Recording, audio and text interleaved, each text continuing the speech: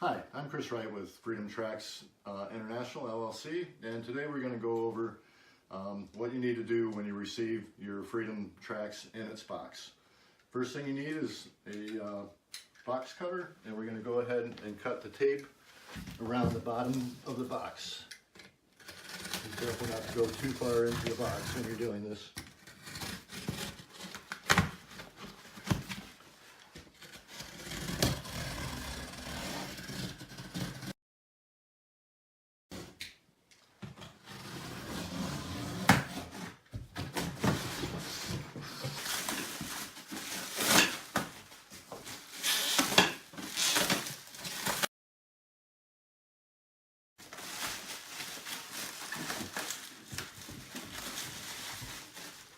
Gone ahead and lifted the Freedom Trax out of the box with its mounting board. Now we're going to take a 1/2-inch wrench and go ahead and unscrew the bolts that are attaching it to the mounting board.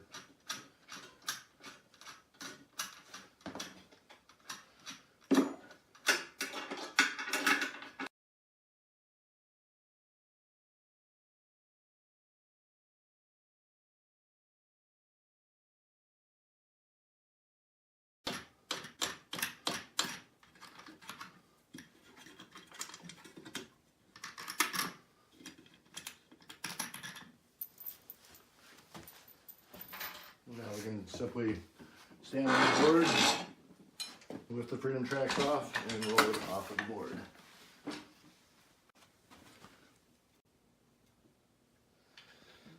These are the pieces that you use for the caster lockdown.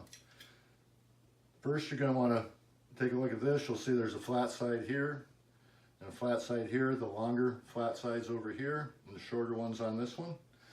You're going to want to come down. You'll see this tube right here. It's a metal tube. You're going to go ahead and slide this bar through that tube. And now that we've got this piece through,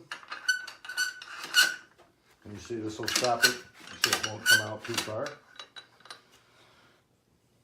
And we're going to attach this, lift it up so it'll go through. Get it in, and then we're going to take our Allen wrench and tighten this down.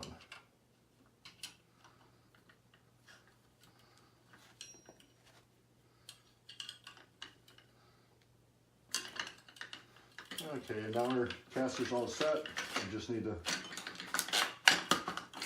lift it and slide it in. Then we're going to be putting it on. Then you can pull it up and lock it. Okay, now we need to feed the rubber through the guide here.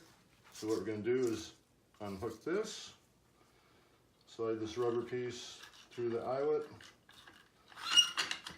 Once we get it out, we come through the loop into the notch and then back down through the loop, give it a little tug, make sure it's good.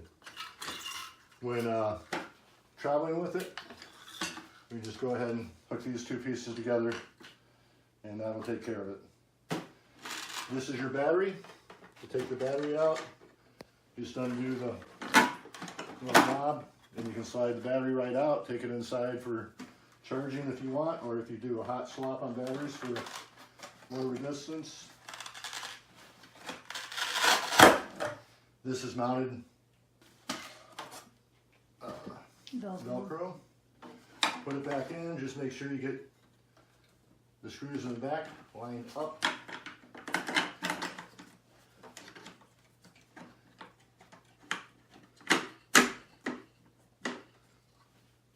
And you're all set. Go ahead and tighten this down.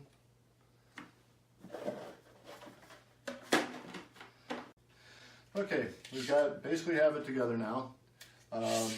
Now we need to adjust it to the width for your chair. So you will measure on the ground between the wheels of your wheelchair, somewhere right around 19 inches or whatever, depending on your chair. And then you're going to measure the rails here to determine the width. If you have a 19-inch width between the wheels, you probably want about 18 on here, so there's room for the chair to roll on without rubbing. To adjust the width of it, you have these 4 screws right here. All you have to do is unloosen them, and you can slide the tracks in and out based on what width you need. If you have a larger chair, you may have the extended frames. You would undo these and put the larger bar on here for a larger chair. This is your controller, and you basically can adjust the mounting position with these screws, screw it to where you want, and then this is going to clamp onto a bar on your chair somewhere and tighten it down. The controller is connected with 1 lead for each motor, and then the lead to the battery. When you're plugging these cords in, if you plug it into the wrong one, it's not going to do any damage to the unit at all. It simply is going to make it so that it turns the wrong way. When you turn it right, it'll go left, and vice versa. So if you do accidentally plug it in the wrong one and it's turning the wrong way, just unplug them and switch them and put them in it. Once again, it won't do any damage to the unit if you plug those in the wrong. So what we're going to do is we're going to take the one with a zip tie on it. That's going to go on the right side, the closest to the track here. There's a little groove in here that has to match the groove on there for it to slide in. You're going to slide it in, and then we're going to screw it down so it's locked in there good and tight. Same thing with the other one. Make sure the V's down.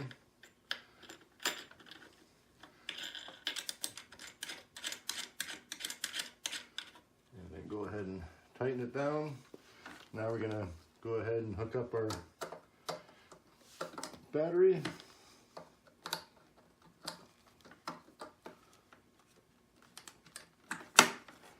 Plugs in. Okay, now to test, we're going to go ahead and get these up out of the way so we don't run over them. We're going to turn the power on. It's going to make a beep and then go there. Now we're ready to move. Point it where you want it. Make sure when you turn right, it turns right, and when you turn left, it turns left. And we can adjust how fast it responds or how slow. And then we also have a horn.